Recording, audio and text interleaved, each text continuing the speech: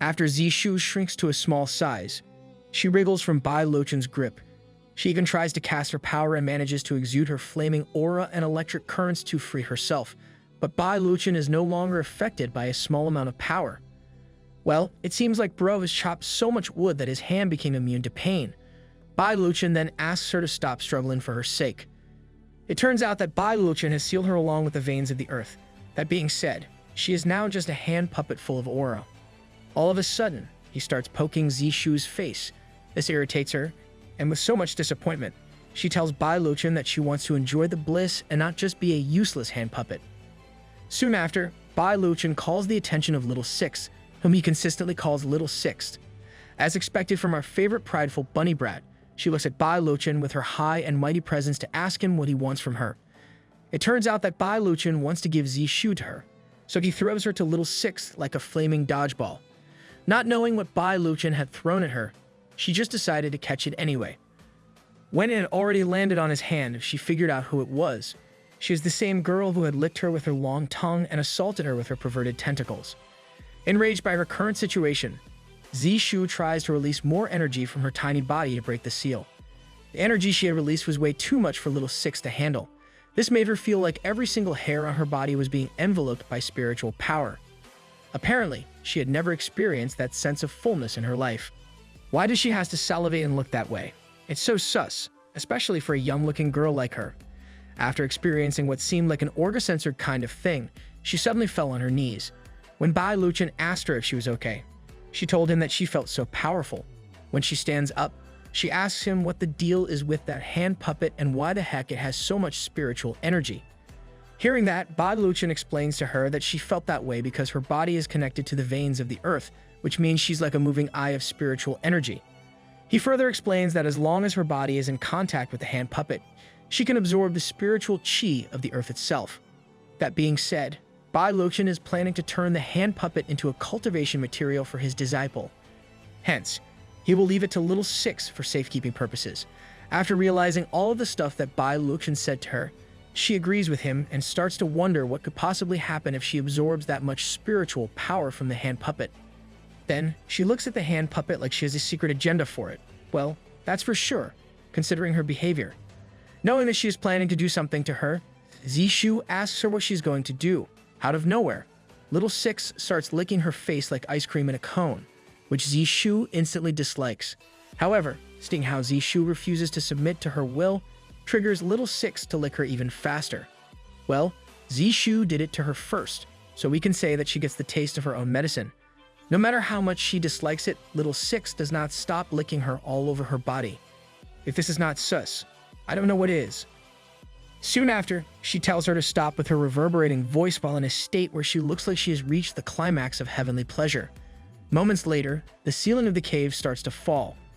Upon noticing it, Chai Mammon wonders what the heck is going on. She tells Su Liu that there's someone breaking into the cave.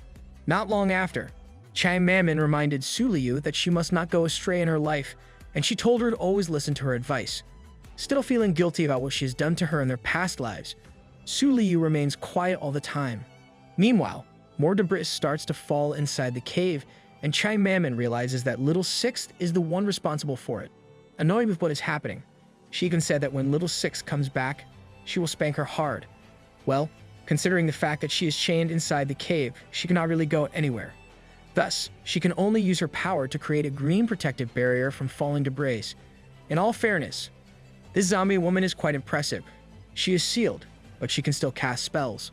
Moments later, Bai Luchen and Little Sixth arrive at their location. Without any hesitation, he asks the chained woman if she is the one who kidnapped his disciple. On the other hand, Little Sixth continues to lick Zishu. This wicked young bunny really doesn't know when to stop. Poor Red Squishy. Meanwhile, Su Liu immediately calls him master, which shocks Chang Mammon, for she has been so quiet for quite some time. Realizing that she knows the man, Chang Mammon asks him if he is Su Liu's master in her current life, which Bai Luchen confirms right away. Chang Mammon told him that he should also advise her to give up immortal cultivation, for it is nothing but a scam.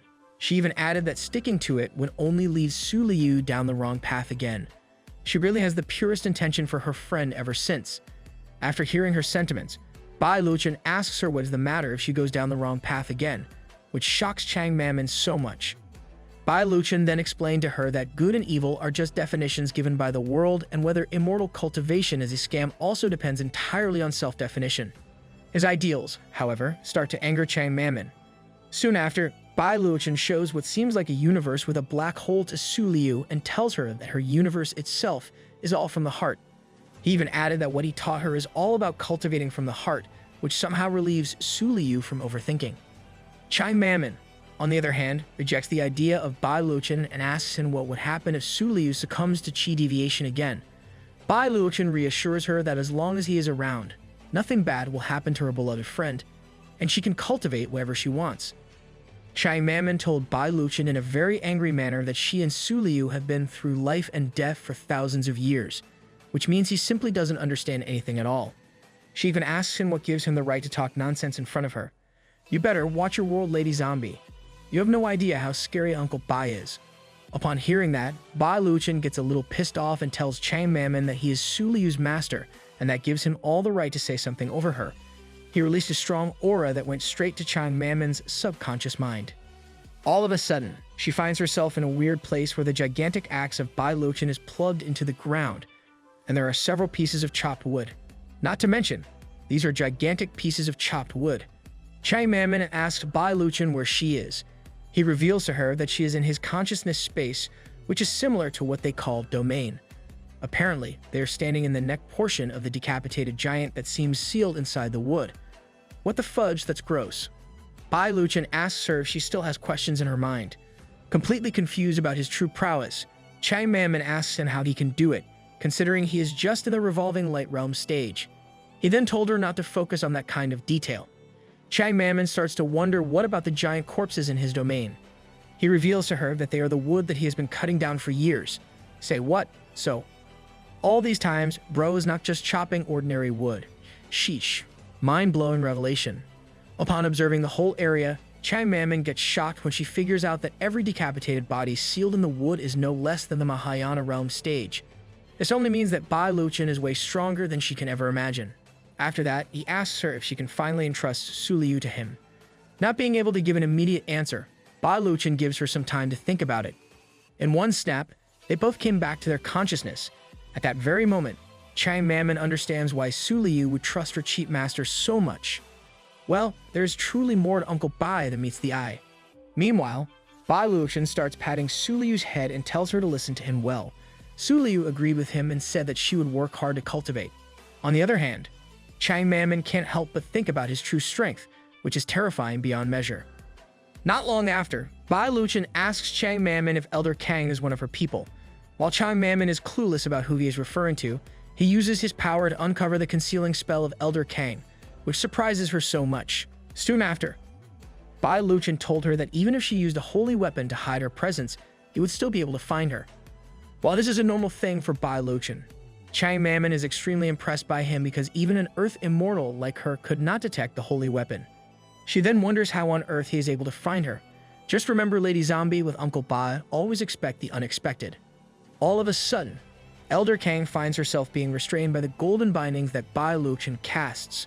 With so much anger, she told Bai Luqian that since he dared to trespass on the blissful palace territory, he should prepare himself for the wrath of their sex flesh and blood ascension formation. Bai Luqian immediately asks her if she is referring to the squishy red hand puppet that Little Sixth is holding. Meanwhile, Little Sixth asks Chang Mammon, whom she calls boss, if she wants to have the hand puppet, which she immediately refuses. Elder Kang, on the other hand, cannot believe that the flesh and blood ascension formation couldn't stop him either. A few moments later, Elder Kang asks Bai Luqian if he thinks he can deal with an actual Earth immortal. That being said, she released the yin-yang jade of Chang Mammon from her body. Elder Kang, can you wear something else? It seems like your melons will pop out any time. Upon seeing that jade, Chang Mammon told everyone that they could not let her break the jade. Unfortunately, Elder Kang successfully breaks it using her power. Bai Luqian, on the other hand, is just chill while being clueless about what is going to happen. Breaking the yin-yang jade also breaks the chain bindings of Chang Mammon. Then, a strong purple aura exudes from her body. Seeing this, Little Six starts to worry about her boss losing her self-control. Little Sixth explains to everyone that Jade Pendant controls the chains on her boss's body, and once the chains disappear, her restraints will be gone too. Slowly, Chang Mammon turns into a hideous giant monster. Sheesh, she became a zombie titan. As Su Liu tries to call her name, Little Six tells everyone that she will not hear them anymore. For the death, she has devoured her boss's consciousness. Bai Luqian, on the other hand, is completely unfazed and tells everyone not to worry because he is there to protect them. Not long after, the monstrous Chang Mammon look at them with so much bloodlust. This makes Elder Kang extremely happy and wishes everyone to die. What a psychopath. If they will die, you will probably die too. The giant Chang Mammon unleashes her deadly purple energy. Noticing this, Bai Luqian immediately activated a shield to protect them. This shield is one of his talisman skills that he named 4-star Divine Talisman Clean Skies and Clear Ground. Little Six can't help but worry, for she knows the true power of Chang Mammon. She is so confused about what they will do, so she tells Bai Luqian that they are doomed. The last time her boss lost control, 3 Mahayana Realm stage cultivators lost their lives, and they barely managed to seal her back. It sounds like a calamity is coming. Meanwhile, Elder Kang is so happy seeing them in a state of despair. She then told them that they better not think of leaving the cave alive that day. Pissed off by her noise, Bai Luqian put a leather band mouth gag stuffed ball on her to keep her mouth shut. Of all the things, why that stuff? Extremely sus. Not to mention, even Little Six, who has been blabbering a lot about her boss, is given the same mouth thingy. Bai Luqian then asks Su Liu to hold the talisman paper for their shield. Chang Mammon then uses her skill called Chiman Kun Soul Stab, which looks like the Hyuga clan's yin-yang symbol engulfed in a strong purple aura. This purple aura releases tentacle-like forces that attack Bai Luqian and his allies. Bai Luqian then casts an intercepting skill that releases orange slashes to vanquish the purple light of wickedness. This is an extreme magic battle. All of a sudden, Bai Luqian teleports outside the barrier with his flaming aura while he holds his sealing talisman and his axe. Bai Luqian can't hide his interest in knowing that a corpse shell like Chang Mammon can also make a seal. That being said, the spell that she used a while ago that appears like purple tentacles is actually a soul-sealing spell. Good thing it did not reach them. Moments later, Bai Luqian teleports in front of her and asks her if that's all that she can do. Triggered by what he said, Chang Mammon attacks him with her huge hand and sharp nails. This, however, is the most awaited moment of Bai Luqian as he can perfectly cast the sealing talisman on her forehead. He then said that, in the end, a corpse is just a corpse. Well, I knew you could do it, Uncle Bai. The moment the sealing talisman paper touched her forehead, she experienced excruciating pain. Then, a huge explosion happened and the place was filled with purple smoke. Bai Luqian then uses his power, and the orange sealing force magic appears not to let the smoke spread further. Meanwhile, Su Liu and Little Six can only wait for the magic to subside to know what exactly happens to both of their masters. As the smoke continues to subside, Chang Mammon finds herself back to normal. However, she immediately notices something heavy on top of her melons. It turns out that Mr. Bai submerges his head in between her 2 melons. Considering Chang Mammon's conservative behavior, she is extremely shocked at what's happening. Bro, find a room. Kids, close your eyes.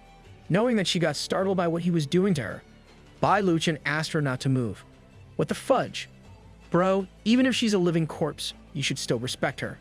While extremely blushing in so much awkwardness, Chang Mammon explains to Bai Luqian that even though he's a female cultivator, her body has long since turned into a zombie, so he should not do anything to her that is meant for living bodies. Bai Luqian, on the other hand, just keeps on doing it. When he raises his head from her melons, Bai Luqian sucks out the green smoke inside her body and tells her that she finally understands everything. What the heck? Bro made her his human vape. When the smoke completely subsides, Little Six and Su Liu see Bai Luqian completely fine, while Chang Mammon is back to normal. Bai Luqian and Chang Mammon continue their conversation. It turns out that Bai Luqian is actually helping her. Chang Mammon is relieved that he did not suddenly have bad intentions for her. In fact, Bai Luqian discovered the problem in her body. As Bai Luqian releases the smoke that he sucked out from her body, he tells her that she is right, for what he did was only an accident and nothing more. However, he also explains at that very moment that her body can no longer stay like that, so he needs to fix it as quickly as he can. That's very nice of you, Uncle Bai.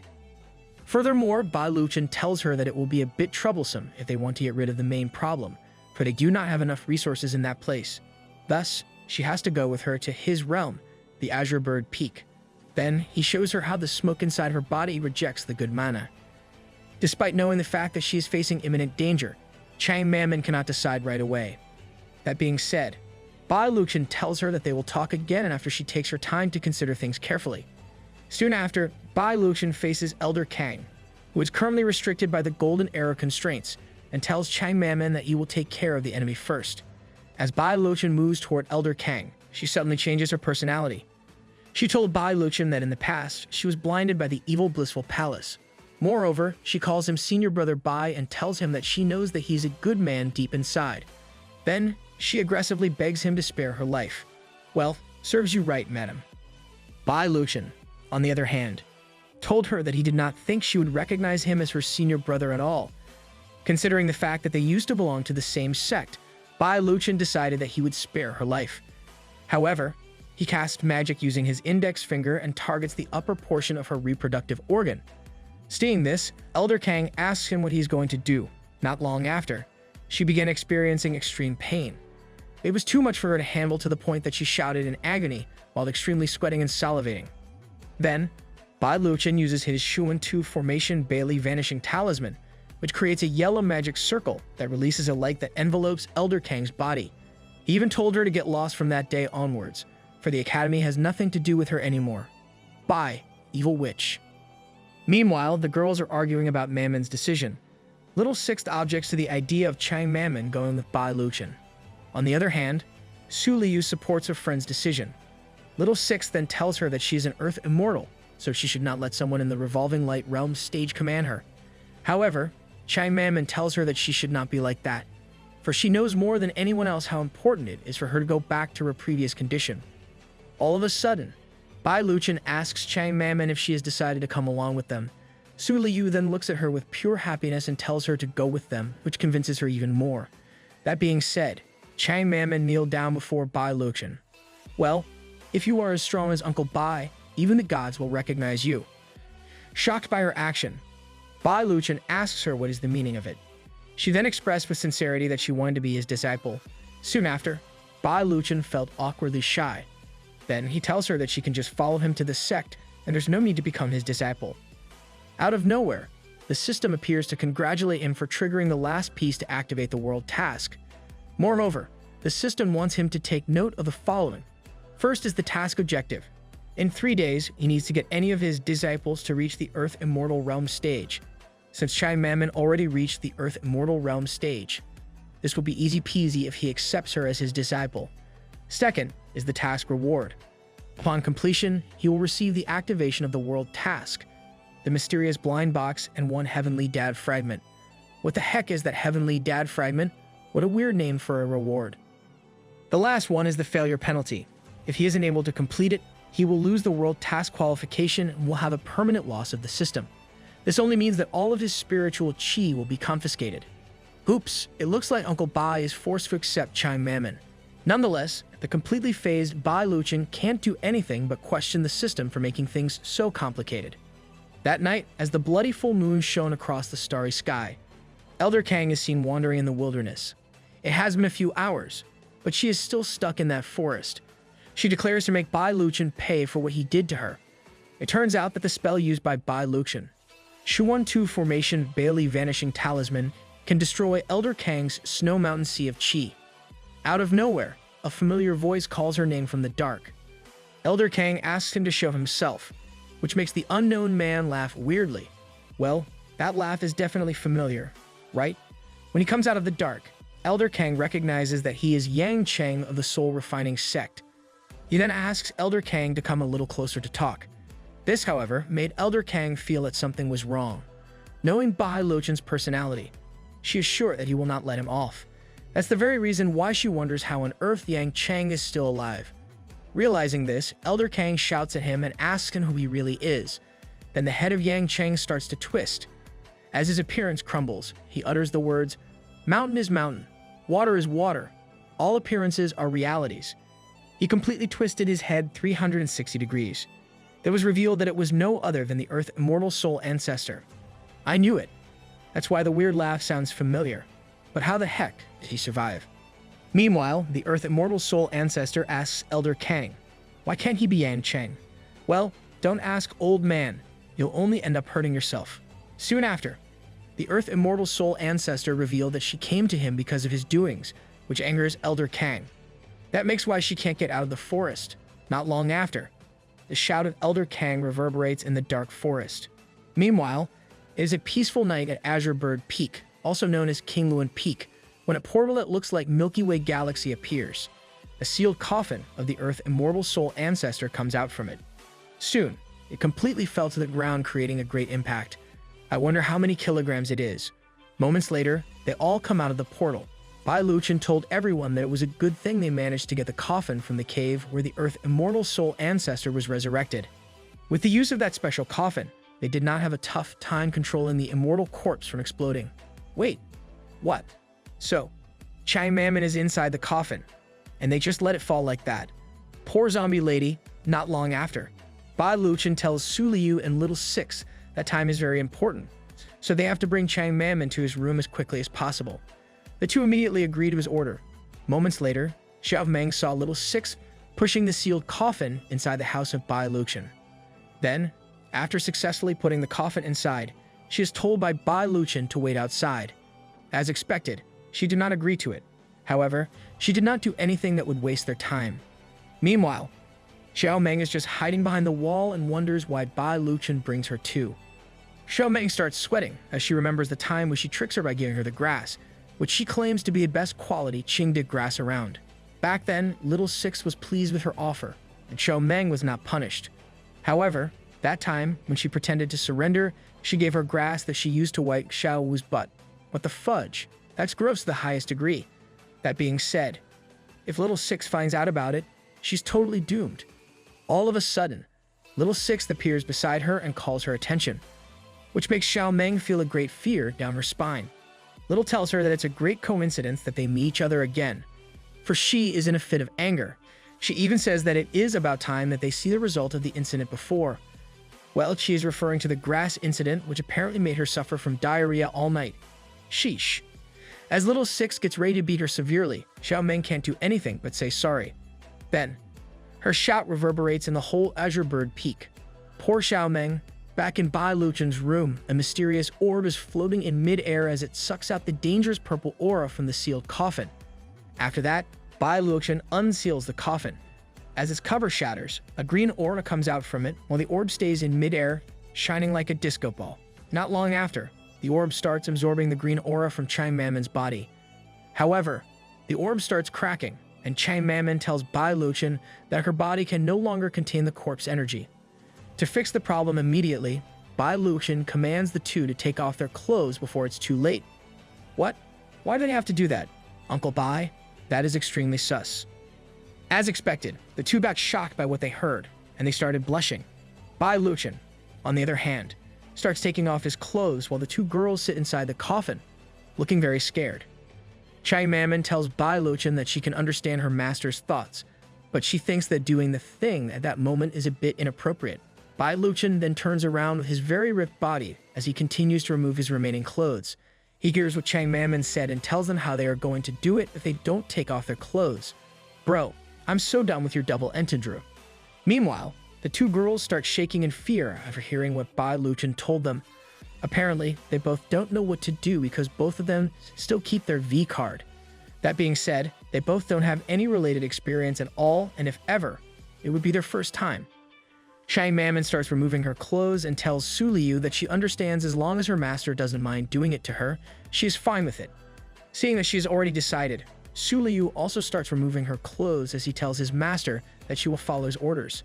Kids, just close your eyes for a while. After undressing, the two of them stand, making them both look completely naked. Bai Luqian got extremely shocked when he turned around, for he witnessed two of the best sceneries in the world. As Chang Mammon and Su Liu blush upon their master, Bai Luqian freaks out and asks them why they strip off everything, for they can still leave some undergarments on. Realizing what their master said, they both got horrified by their actions and quickly wore their undergarments. Their actions gave Bai Luqian a great headache. He explains to them that improving the efficiency of spiritual qi transmission through skin contact is common sense. Well, bro, you should make yourself clear because your words are so confusing. After that, he confronts the two of them and asks them both what exactly they are thinking. He even reprimands them for thinking that he is that kind of person in their eyes. Su Liu feels so ashamed of what she did, so she apologizes to her master for having such unclean thoughts. Soon after, Bai Luqian explains that it's no joke if there will be an Earth Immortal explosion.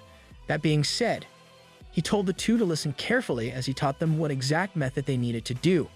When they started doing the method, Chang Mammon reminded Su Liu to be careful. Su Liu, on the other hand, told her that she was fine and she was ready to do it. Then, the two start releasing their spiritual qi. Not long after, Bai Luqian enters the scene and touches Su Liu. He explains to them that to suppress or control the corpse qi, he needs to use his Supreme Yang qi. What the heck is that Supreme Yang qi? And what's with your body position, Uncle Bai? After using his Supreme Yang qi, Su Liu delivers a one deep moan.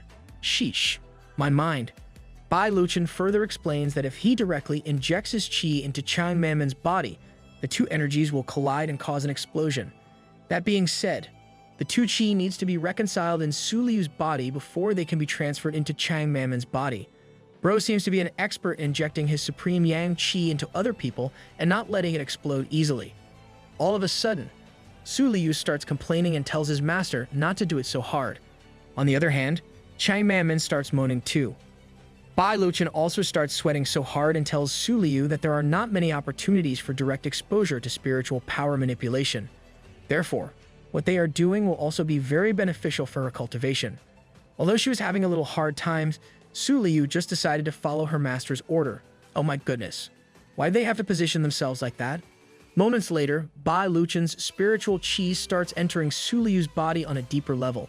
Su Liu tells him that the Supreme Yang qi is too much for her to handle, and she feels like it is about to overflow.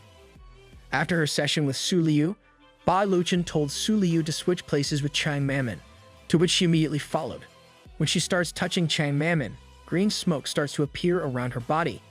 Bai Luqian explains to Su Liu that the feeling of being controlled by spiritual energy is not good for her corpse body.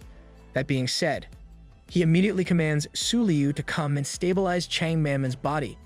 Su Liu positions herself on her back and starts pressing her melons to Chang Mammon's body. She can told her not to worry at all, because Master's skills are really good. Hearing Su Liu say those words, Chang Mammon feels relieved and her corpse body starts to get stabilized. Bai Luqian tells her to get ready, for he is going in. After inserting his Supreme Yang qi, Chang Mammon also delivers a one deep moan. Sus level is beyond my expectations. I'm so done. Moments later, one huge carrot is harvested. It turns out that Xiao Meng is giving it to Little Sixth as her way to please her. However, this angers Xiao Wu because she is the one who planted them. Just in case you wonder, the girl with the darker skin tone is Xiao Wu. Yes, she is no other than the black demon horse that belongs to Bai Luqian. And this is her humanoid form. Apparently, she cannot stop Xiao Meng from stealing her carrots because she binds Xiao Wu with her silk. All that she can do is call her bad insect. Meanwhile, Little Six cannot fight the temptation, and she starts salivating over the fresh carrot. She wonders how there could be such a perfect quality of radish in that world. She also realizes that the rich spiritual qi that it contains is simply overwhelming. That being said, she did not hesitate to give it a bite. After that one bite, her eyes widen, and she cannot believe how tasty it could be. The taste is so good that she starts imagining herself lying on a bunch of giant carrots. It looks like a bunny girl acting like a real bunny. When she came back to reality, she did not realize that she already ate it all. She saw Xiao Meng and Xiao Wu having an argument. Xiao Meng tells her that from then on, Little Six will be their boss, and she will be the second boss. She reiterated to Xiao Wu that if she or their boss wanted a carrot, she should give it wholeheartedly. This, however, was strongly disagreed by Xiao Wu. Well, I would feel exactly the same way. Pissed off by her attitude, Little Six calls her insect and tells her that she doesn't even need to be fried with oil. Not long after, Little Six walks towards Xiao Wu and tells her that although Xiao Meng is just a snob that's strong in appearance but weak in reality, she's still a genuine half-step demon emperor. She even added that if Xiao Wu is just a peak spirit demon who can hurt Xiao Meng, she must be really strong. On the other hand, Xiao Meng is just standing beside her as she takes all the criticisms she tells her. This bunny girl's words are sharper than her teeth. Meanwhile, Xiao Wu asks Little Six who she is and if she also wants to take her carrots. She looks at her with an evil grin. Well, she is definitely plotting something inside her mind. Soon after, she moves closer to Xiao Wu and puts her hand above her head. She starts releasing green light to be absorbed by Xiao Wu. Little Six reveals to her that she happens to have a lot of spiritual energy at that moment, so she feels like giving her immortal fate. She even added that Xiao Wu could consider it as a trade for her carrot. At first, Xiao Wu is clueless about what will happen. However, as Little Six's power starts running all over her body, she starts to feel good. Little Six tells Xiao Wu that she is curious about how powerful she can get if she reaches the Demon King realm. It looks like Xiao Wu is getting an upgrade soon. Moments later, Su Liu wakes up. It turns out that she fell asleep after the process due to so much exhaustion. Miss Su, kindly cover those huge melons of yours. When she completely opens her eyes, she sees Chang Mammon, who is back to her living form. Sis is no longer an avatar. Chang Mammon is happy to see that Su Liu is finally awake. In fact, she pats Su Liu's head while she is asleep. What great mother figure. With so much happiness, Su Liu tells his master that she is back to normal. Well, as if he doesn't know about it, right? Bai Luxian then explains to her that it was just her meridians that needed fixing. After that, he told them to let him rest for a while before they talked about something else. Apparently, guiding spiritual energy to an Earth immortal really takes a lot of energy. That being said, Bai Luxian's spiritual energy is almost drained. It looks like Bro got so tired after injecting his Supreme Yang Qi into his two disciples. Moreover, it is also very difficult for Su Liu to consume such a large amount of spiritual energy. Meanwhile, Chang Mammon is beyond grateful to Bai Luxian. In fact, doesn't even know how to return such a great favor. It turns out that after thousands of years, that is the first time that she has seen someone who gave her a corpse to remodel meridians. That sounds very complicated. Well, with Uncle Bai, everything is possible. On the other hand, Bai Luxian tells her that from that day on, corpse energy will be her spiritual energy. He reminds him to use it to nourish her spiritual consciousness. Moreover, Bai Luxian even reveals that if Chang Mammon is able to reconstruct her true form, maybe she will be able to come back to life. Not long after, a strong green light illuminates all over Azure Bird Peak. Chang Mammon immediately recognizes that the strong surge of energy is the birth of the Demon King. That being said, Bai Luxian tells the two of them to rest while he checks what is going on outside. Meanwhile, as the moon shines so bright in the middle of the night, a huge green light pillar that is taller than the mountains appears inside Azure Bird Peak. Below the green light pillar, Little Six and Xiao Meng are both waiting for Xiao Wu to come out. Not long after, a body of a mature woman appears to come out of the light pillar. It turns out that the child Xiao Wu is no longer young, but rather a thick woman. Welcome to the thick girl's generation. Soon after, Little Six moves closer to her and happily tells her that from that moment on, she will be hers, and assures her that as long as she uses her name, no demons will dare to bother her. On the other hand, Xiao Wu, who is very loyal to Bai Luxian, remains quiet and calm. However, when she starts to feel the changes in her body, Xiao Wu complains about not being comfortable with her heavy melons. She even said that she wanted to be like Little Six. Apparently, Xiao Wu is referring to her flat chest and small body. Oops, it seems like Xiao Wu has insulted Little Six in a very indirect way. Well, after realizing what Xiao Wu meant, Little Six felt so awkward to the point that she couldn't react at all. Xiao Meng, on the other hand, controls herself from laughing, but she fails. As expected from our notorious bunny girl, she heard her controlled laugh. That being said, she releases her green Super Saiyan aura and prepares to beat Xiao Meng again. She even says that she has to teach her the thing called respecting elders and cherishing the young ones. Xiao Meng explains that she misunderstands her, for she is not taking her as a young one. Wrong move. Needless to say, Lord Six became so much infuriated and reiterated to Xiao Meng that she said respecting the elders. With so much anger, she prepares to deliver a strong slap charge with so much spiritual power. Just like that, Xiao Meng receives a strong left melon slap, which makes her melons jiggle and wiggle. Not long after, Xiao Meng felt the pain from the powerful slap. As she touches her left melon, she asks if that is the anger of the flats. Hearing those words, Little Six starts heating like an exploding volcano. Sis, you better stop saying a word or Little Six will not let you see beautiful tomorrow. The completely pissed off Little Six told Xiao Meng that she thinks she has quite extra weight, so she will help her remove them. It looks like someone's melons will be harvested at any moment. The threatened Xiao Meng then hugged her melons like she never did before. Nonetheless, she still tells Little Six that she is just jealous because she doesn't have big melons. When she's about to attack Xiao Meng, Uncle Bai comes to save the day. Hooray! Long live the melons. Bai Luqian confronts her and says that it has not been long since she last caused trouble. That being said, he asks her if she is trying to rebel. On the other hand, Little Six grabs Bai Luqian's clothes and questions the idea that he is allowed to do what he can while she is not. Well, Little Six definitely acknowledges Bai Luqian's power, but is certainly not afraid of him. Hearing her sentiments, Bai Luqian reiterated that he was just helping Chang Mammon to repair her meridians. However, Little Six doesn't believe his words, and she even tells him that he is just making it sound like he is not taking advantage. Not long after, Xiao Meng comes crying to Bai Luqian. As she reports the two for teaming up on her, Bai Luqian tells her not to throw herself at him. Little did Xiao Meng know Xiao Wu was rushing her way for her. That being said, the Demon King, Xiao Wu, tackles her so hard that she loses consciousness. Not to mention, the impact was so strong that Xiao Meng flew and crushed onto the nearest wall. Ouch. That surely is painful. After doing that, Xiao Wu reiterates that she will not let Xiao Meng steal her carrot. Since when did Uncle Bai become a carrot? Later on, Bai Luqian starts patting her head, which makes her very happy. He even told her that she did great and she had become more agile. However, he also reminds her that no matter what Xiao Meng has done, she is still her senior, so she needs to respect her. Moreover, Bai Luqian acknowledges her new status as a dignified demon king. Then, he emphasized to her the value of respecting the elders and cherishing the young ones. He wants her to understand it in a deeper sense, which Xiao Wu agrees.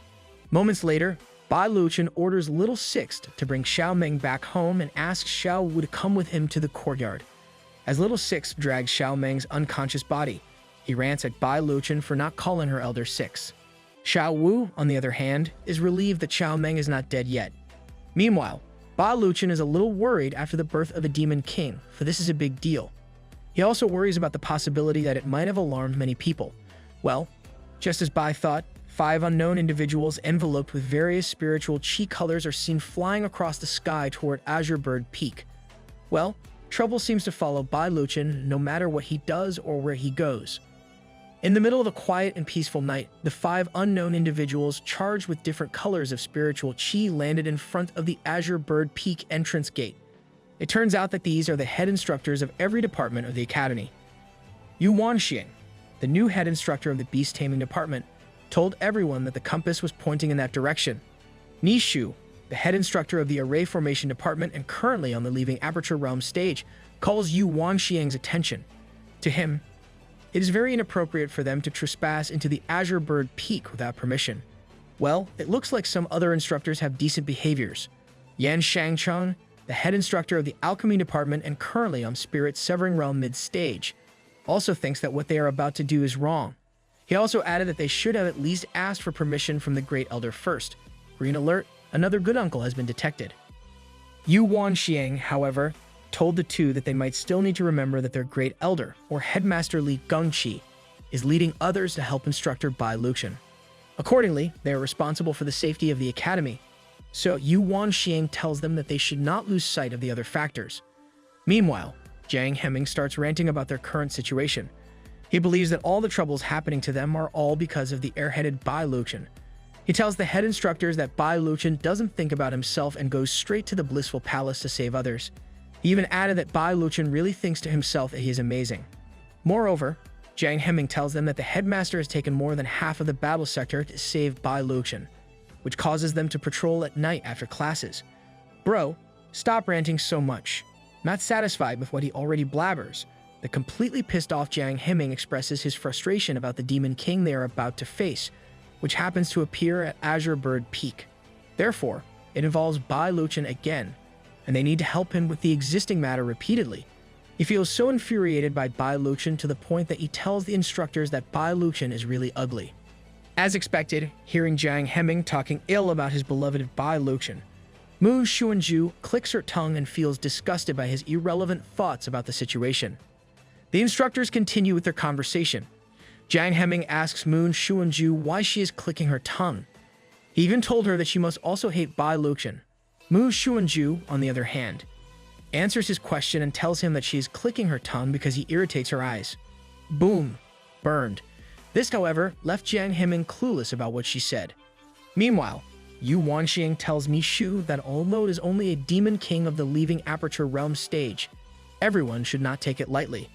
He even emphasized that the safety of the academy must be their first priority, to which Nishu agrees. However, at the back of Nishu's mind, he firmly believes that the demon king that they are about to face has nothing to do with his array formation department. While all of them talk, Yan Shangcheng is just there, standing in the middle and listening to them.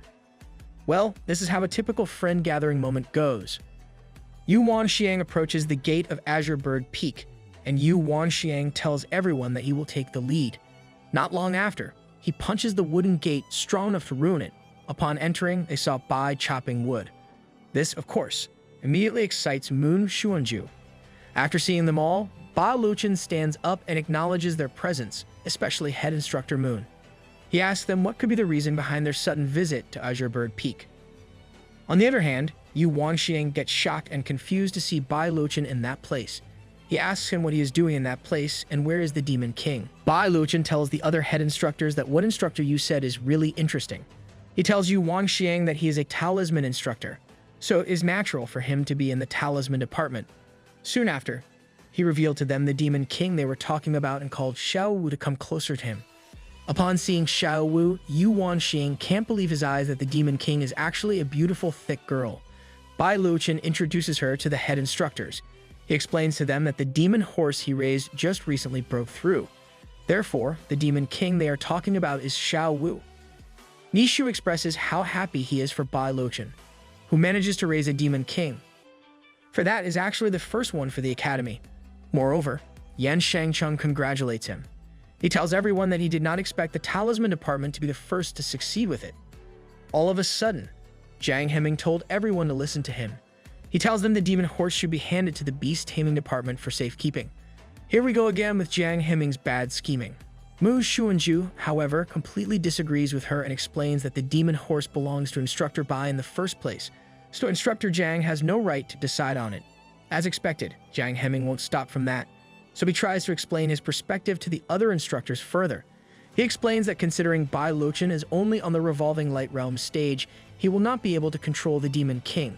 Moreover, he said that uncontrolled demons are too dangerous, so his suggestion is completely for the sake of the sect. Apparently, I can smell a jealous person. Suddenly, Yu Wanxiang laughs so hard and tells everyone that Jiang Heming is right. Wow, talking about bottom feeders. Surely, you only agree with him because you are interested in the Demon King's beautiful and thick humanoid form.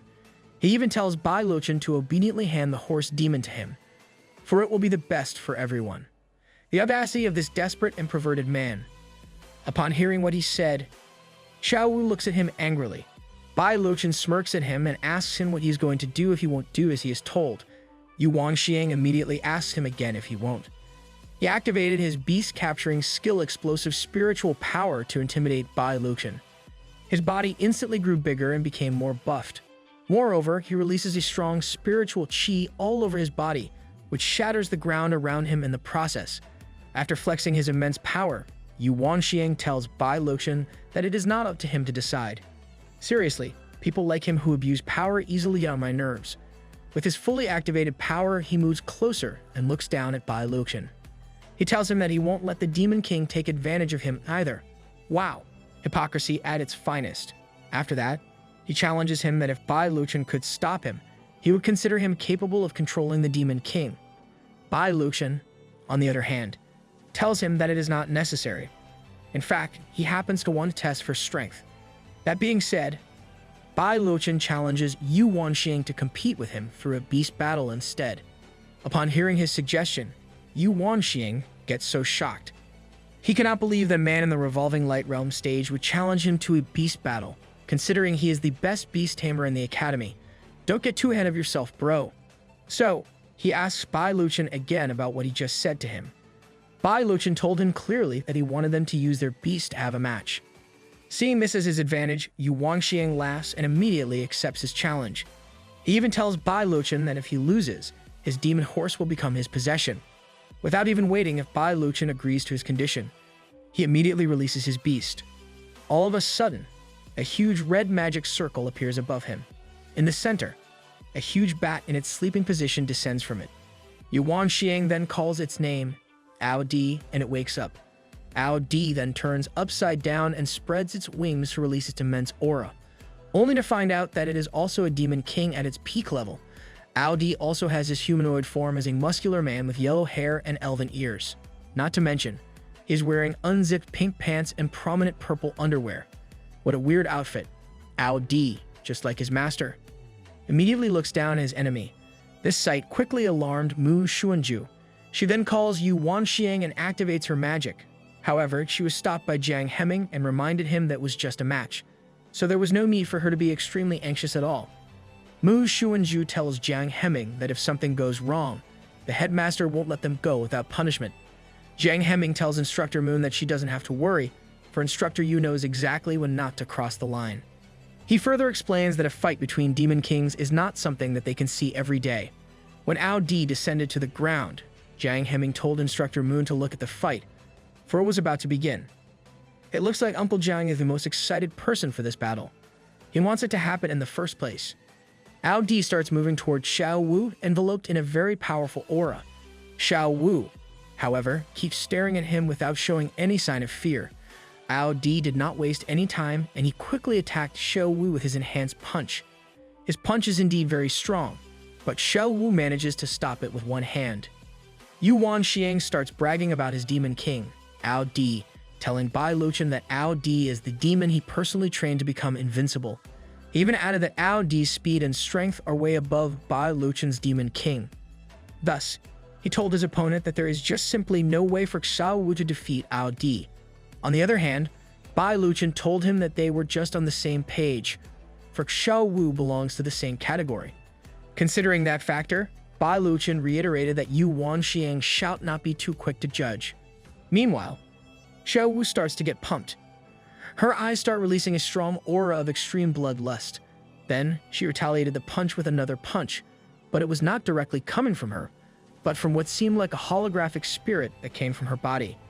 Witnessing this, Jiang Hemming can't help but feel extremely amazed by Xiao Wu's spiritual energy embodiment. He even said that although it is just an image, it is rare for a horse demon to possess such terrifying potential. On the other hand, Yu Wanxiang feels the same way. That being said, he orders Ao D not to waste any time and reciprocate what the enemy delivers. Ao D also releases his spiritual energy embodiment to retaliate against Xiao Wu's attack. Now, this is definitely a stand-user battle. The two demon kings start exchanging powerful blows, punches, and strikes using their spiritual energy embodiment. Moments later, they are still punching each other. Shall we call it spirit boxing? Nishu asks Yan Shangcheng if they are just going to punch each other. Yan Shangcheng tells him that what they are witnessing is actually a test of strength, speed, and endurance. That being said, he tells Nishu not to speak if he doesn't understand what is truly going on. That escalated quickly. It feels like bro is not really in a good mood. Meanwhile, the fragrant smell of agarwood incense made Jiang Hemming fall asleep. When Jiang Hemming hears Yan Shangcheng say that the winner has been decided, he immediately wakes up. Based on Yan Shangcheng's analysis, Ao D's movements are getting slower. He told Nishu that Ao D wouldn't last long. It looks like bro's analysis is top-notch. Not long after, Yan Shangcheng also notices that even the blood double of Ao D has already got destroyed. Thus, the punches from the spiritual energy embodiment of Xiao Wu went straight to Ao D's body. Xiao Wu did not waste the opportunity and launched several powerful blows and punches at her enemy, defeating Ao D in the process. When she delivered her finishing blow, Xiao Wu called Ao D a weak opponent. While it seems like a normal fight, Xiao Wu went a little too much with her finishing blow, ending Ao D's life. Extremely pissed off, Yu Wanxiang shouts Bai Luqian's name while he is collecting his beast corpse.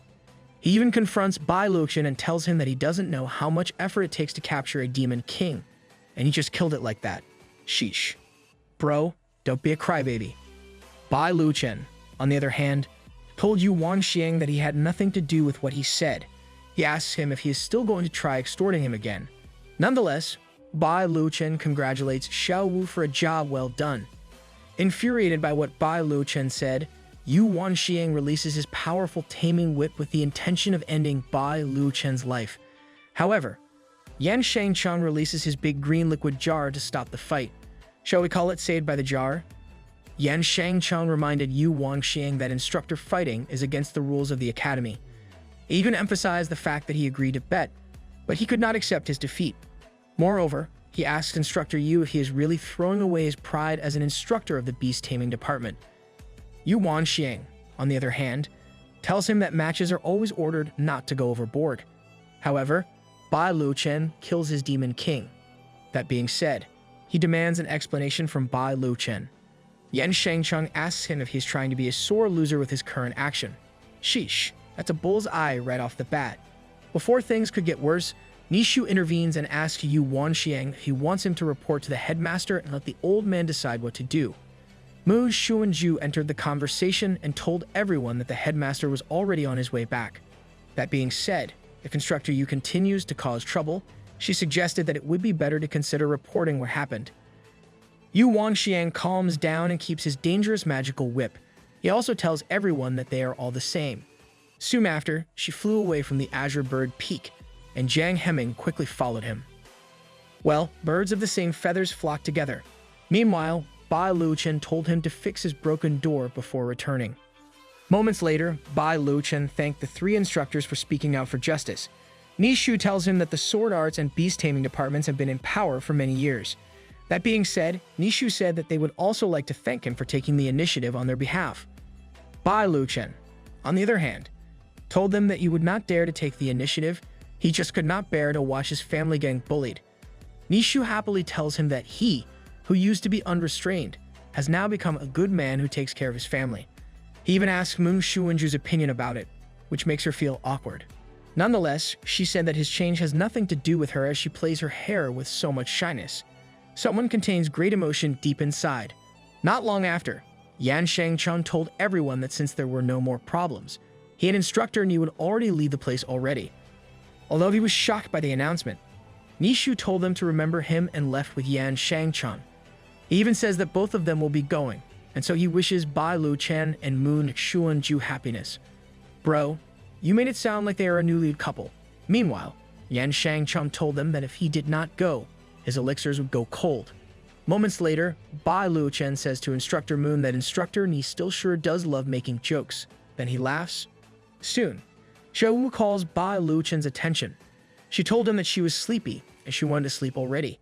Hearing this, Bai Luchen told Xiaowu to find a room to sleep, for she had worked very hard that day. That being said, Xiaowu quickly runs so fast. When Bai Luchen told her to rest early, she instantly agreed to it. As soon as Xiaowu left, Mu Xuanju pulled out Bai Luchen's clothes, which startled him a little. She told him that, finally, it was just the two of them. Mu Xuanju asks him if he still remembers their deal, which Bai Luchen denies. She did not waste any time and told Bai Luchen that it was about time to fulfill her promise. All of a sudden, she kissed him, which made her blush. It looks like Instructor Moon is the true winner of that night. As the two people kiss each other in the middle of the night, the full moon in its glorious light and the flowers that fly along with the wind become witness to a blossoming love. That's too poetic. After doing her business, Moon Xuanju covers his lips as she gives her mischievous laugh. The totally unprepared Bai Luchen can't do anything but blush at what just happened. She tells Bai Luchen that what she gave him is one of her most precious things. Then she asks him how he feels about it while she blushes and gives him a sweet wink. She's too brave to show her affection. Certified queen things. Bai Luchen asked her if there was something else that she wanted to do, for he was sure that Mu Xuanju did not come all over just to do that thing. He even told her not to tease him like that. Meanwhile, at the back of his mind, he's relieved that she did not come closer. Well, it feels like someone almost loses control. Mu Xuanju turns around, opens her button, and tells him that she will stop teasing him. She even calls him a blockhead for it. Sis seems not satisfied yet. Meanwhile, Bai Luchen sighs heavily for making it through that tempting moment. She pulls out an invitation in between her melons. What? Since when did melons become the new bag? Apparently, this is what she wants to give to Bai Luchen. However, she feels unsatisfied because Bai Luchen did not come closer. When Bai Luchen asks her what the invitation is all about, she reveals that it is for the celebration party of the Four Arts Department. As expected from Bai Luchen, he asked if it would be okay not to attend. However, Mu Xuanju had already left even before he could ask. Thus, it leaves him with no other option but to attend. Little did he know Su Liu was standing behind him, feeling very suspicious of him. Jealous alert. All of a sudden, she hugs her from behind. pressing her melons on his back in the process. He asks her why she came out. The blushing Su Liu happily tells his master that she feels like her breakthrough has reached a bottleneck. That being said, she asks him for help with her flow of qi again. Bai Luchen, however, tells her that he doesn't have extra spiritual qi for what she is requesting. Su Liu begs him with her teary eyes and refuses to accept his reason. She even tells him that she doesn't care, for he will help her break through that night no matter what. She drags him inside the room to do it. Meanwhile, Bai Luchen gets pissed off and calls her a rebellious disciple. He even reiterated the fact that he has no qi left for what Su Liu wants.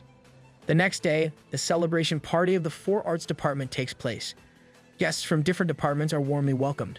As Instructor Moon and Instructor Ni talk about something, a disciple from the Sword Arts Department is bitter about the fact that the Four Arts Department is putting on a big show for going to a secret realm. On the other hand, another disciple refrains him from talking ill and explains to him that the Four Arts Department managed to monopolize the resources of the entire secret realm. Meanwhile, some other students from the Sword Arts Department even start having their own speculations. They say that the reason why the Four Arts Department got all the resources is because their instructors sold their bodies. That's below the belt, bro. After hearing them talking ill about Instructor Moon, Yunru got mad and got into a fight with them. Soon, things escalated quickly as the disciples from the Sword Arts started unsheathing their swords. Seeing this, Yunru also releases her powerful flute. However, just before things could get worse, Instructor Moon arrived and stopped them from fighting. All of a sudden, they started protesting about their disapproval regarding the fact that Four Arts Department monopolized all the resources from the secret realm. Pissed off by their filthy behavior, Instructor Moon used her power to punish them. Seeing the disciples get punished, Xiang Shang from the Beast Taming Department joins the conversation. He expressed his approval of the punishment. However, he also agrees with the perspective of the disciples when it comes to resources. Soon after, Xiang Shang suggested handing over 90% of the resources in Fanghu Mountain to the Academy for proper allocation of each department's needs. This, of course, was immediately disagreed with by Yunruo, for she knows that most allocations will go to the Sword Arts and Beast Taming departments. She then reiterated the fact that those resources were all taken by them through their hard work. That being said, Yunru angrily asks him why they should give the resources to them. Xiang Shang releases his spiritual qi and tells her that the answer to his question is because their world values strength, and all the Four Arts Department can do is play some useless instruments. Little did he know, a red string was already placed on his neck. Out of nowhere, a mysterious woman plays string instruments and asks who is the one who says that instruments are useless. The moment she strums the strings, the red string starts to strangle their necks. Xiang Shang asks what kind of sorcery is attacking him. Meanwhile, the disciples from the Sword Arts Department have already passed out. Not long after, Bai Luchen appears along with a mysterious silver-haired woman. Apparently, she is the one who cast the string magic. Bai Luchen told them that something had happened along the way, which made them arrive late. The mysterious woman then introduces herself as Ziling. Seeing her, Mu Shumanju felt a little jealous that she came together with Bai Luchen, while Yunru could not believe her eyes that she was one of the enemies they had faced before.